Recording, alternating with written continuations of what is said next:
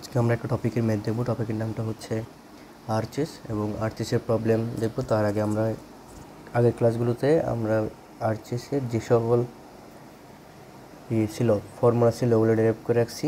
ওই ফর্মুলাগুলো ইউজ করে আমরা আজকে দেখি ম্যাথ দেখব। আমাদের প্রবলেমটা হচ্ছে uniformly distributed load of 4000 newton per metre cover left hand half of the span. তার মানে কোনো একটা স্প্যানের লেফট হাফ কভার করছে একটা ইউনিফর্মলি ডিস্ট্রিবিউটেড লোড, সেটা হচ্ছে 4000 নিউটনের, of A 3 inch parabolic arch.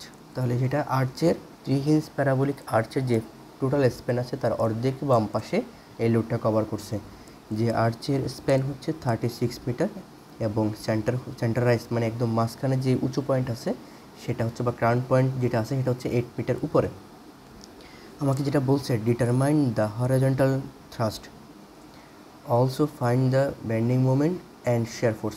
ফার্স্টে বের করবো কি হরাইজন্টাল থ্রাস্টটা বের করবো, এরপরে ফাইন্ড দ্য বেন্ডিং মোমেন্ট এবং share force and normal thrust at the loaded quarter point. মানে ওই আর্চের 4/1 করলে যেখানে লোড আছে ওই লোড এর 4/1 করলে উপরে কতটুকু যে পয়েন্টটা হবে ওই পয়েন্টে বেন্ডিং মোমেন্ট কী হতে পারে। তাহলে ফার্স্টে আমরা আমাদের প্রশ্ন অনুযায়ী চিত্রটা কি, একটা আর্চ হবে যার লেন্থ থাকবে এবং একদম ক্রাউনের হাইট থাকবে।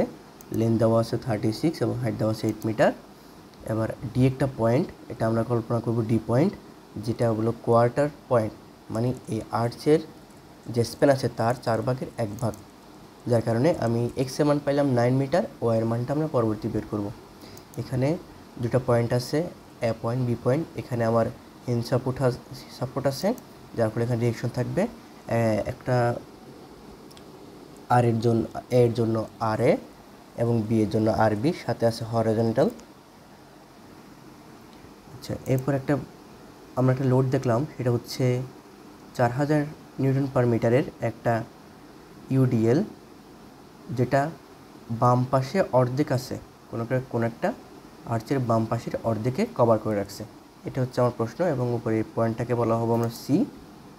আচ্ছা, এখন ফার্স্টে আমরা রিয়েকশনগুলো বের করবো। রিয়েকশন বের না করলে এই হরাইজন্টাল থ্রাস্টটা বের করার জন্য, বাইন্ডিং মোমেন্ট এবং শেয়ার ফোর্সের জন্য আমার কি লাগবে, রিয়েকশনগুলো লাগবে। তাহলে ফার্স্টে মোমেন্ট নেবে এতে, আমাদের টেকিং মোমেন্ট অ্যাবাউট এতে মোমেন্ট নিলে কি হয়, এতে মোমেন্ট নিলে দুইটা এখানে রিয়েকশন কাজ করবে, একটা হচ্ছে আরবি এবং হচ্ছে এই লোডটা।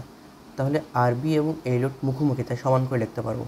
আরবি ইন্টু তার ডিস্টেন্স হচ্ছে 36, আরবি ইন্টু 36, এবং এই যে 4000 লোড কেমনে বের করবো, 4000 ইন্টু টোটাল লেন্থ কত, হাফ অফ স্প্যান, স্প্যানের লেন্থ হচ্ছে 36, হাফ হবে কত 18, তাহলে 4000 সাথে 18 গুণ দিব, তার এটা পয়েন্ট লোড পাওয়া যাবে। এই পয়েন্ট লোডটা এই ইউডিএল একদম মাঝখানে কাজ করবে, মাঝখানে কাজ করলে এই বরাবর নিচে নামবে, তাহলে তার 18 আবার হাফ করতে হবে, 18/2 9, এটাই করলাম 4000 ইন্টু 18 ইন্টু 18/2। এখান থেকে আমরা আরবি মান পাইলাম 18,000 নিউটন, তাহলে আমরা আরবি এখান থেকে 18,000 নিউটন পাইলাম। তাহলে এখান থেকে আবার আর এখান বের করবো, যেহেতু আমার কাছে আরবি দেওয়া আছে, উপরের লোডটা দেওয়া আছে, আমি বিয়োগ করলে আরে পেয়ে যাব। তাহলে আরে হবে এই 4000 ইন্টু তার লেন্থ 18 বিয়োগ এই 18,000 বিয়োগ করলে আমি কী পাচ্ছি, আর এর মান পাচ্ছি 54,000। তাহলে আমি আমার এই আর্চের রিয়েকশন এটা পাইলাম 54,000 এবং রিয়েকশন অ্যাট বিতে পাইলাম 18,000।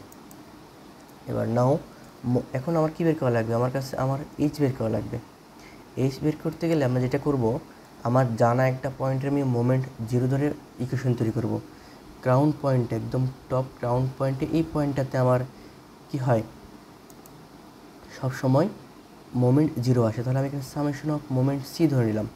মোমেন্ট সি ধরে নিয়ে এখানে যদি মোমেন্টটা বের করতে চাই, তাহলে এই পাশ করি অথবা এই পাশ করি, আমার মোমেন্ট জিরোই আসবে। তাহলে আমি যেখানে সহজ হবে এই পাশটা করতে আমাদের সহজ হবে, তাই আমি সিতে মোমেন্ট ধরে এই পাশ নিয়ে কাজ করব।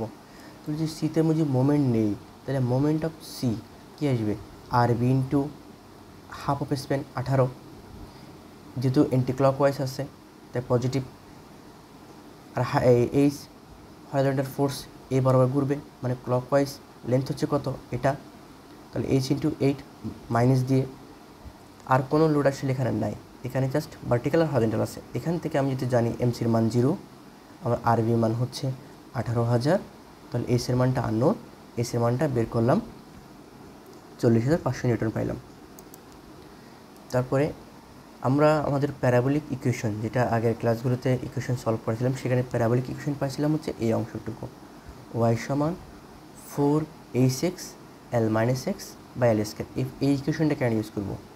এই ইকুয়েশনটা ইউজ করবো হচ্ছে এই যে আমি এক্স মিটার দূরে কোয়ার্টার পয়েন্ট বলছে না, 4/1 তাহলে এটা কি 4/1 তো 4 নং 36, এই পয়েন্টটা তো আমি এক্সের মান পাইছি, আমি কি ওয়ার মান পাইছি না? আমার কাছে ওয়ার মান নাই। তাহলে এই এক্সের মানটা ইউজ করে আমি ইকুয়েশন থেকে, প্যারাবোলিক ইকুয়েশন থেকে ওয়ার মানটা বের করব, এটা সেই ইকুয়েশন। তাহলে এখানে আমার 4-এর মান 4, এইচ হচ্ছে 8 টোটাল এইচ, এটা হচ্ছে এইচ, এল এর মান হচ্ছে 36, এক্সের মানটা আমি এখন বসাইনি, পরে বসাবো লাস্টে এল স্কয়ার।